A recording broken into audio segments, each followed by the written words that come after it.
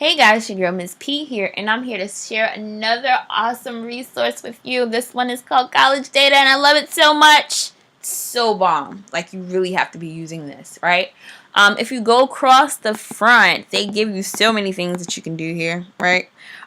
You can figure out your college chances, your college match, EFC calculator to figure out how much money your family is going to be expected to pay for college.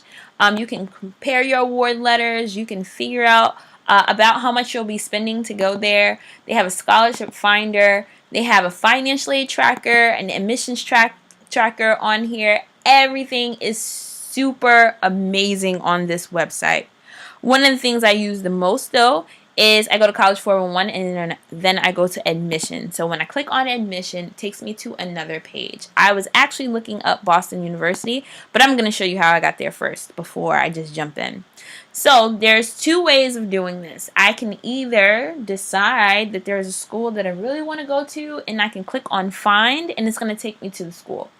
Or I can match by preferences. If there's certain things that are non-negotiable that I must have in regards to the college that I want to go to, I can set those preferences and it will find schools that fit that criteria.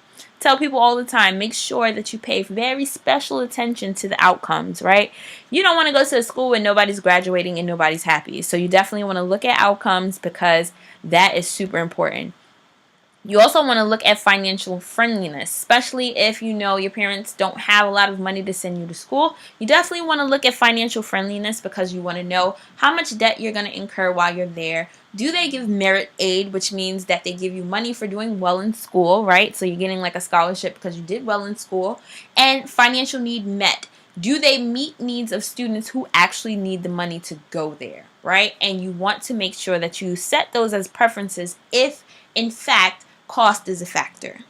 Okay, so now let's go back to match by name. I have tons of students that want to go to Boston University. I click on find, and when I go to find, it tells me information about the school. So if I scroll across, it gets a little bit longer, but it tells me everything. City and state is Boston, Massachusetts. It has close to 18,000 students that go there. It's very difficult to get in. I can find my net price calculator so I can figure out how much it's going to cost me to go there. For residents and non-residents, it hovers at about close to $70,000 to go there.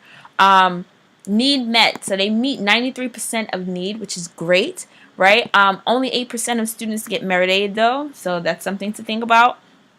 The student debt, so students on average leave with about $40,000 in debt, which is not it's not terrible, but it ain't that great either. So I would definitely look at that, especially if debt is not something that you want to incur after college is over. You definitely want to look into that.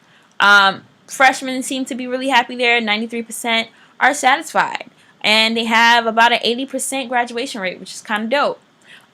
It's a private school, and then they tell you about the student background of the students that go there. So there's not a ton of students of color, but I'm sure they may have some like things for students of color on campus as well.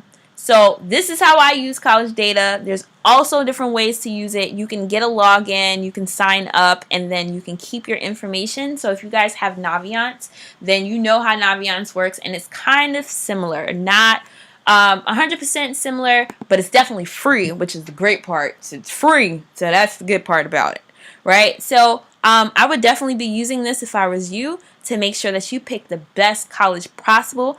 Thank you guys for watching. Till next time, you guys have a great one.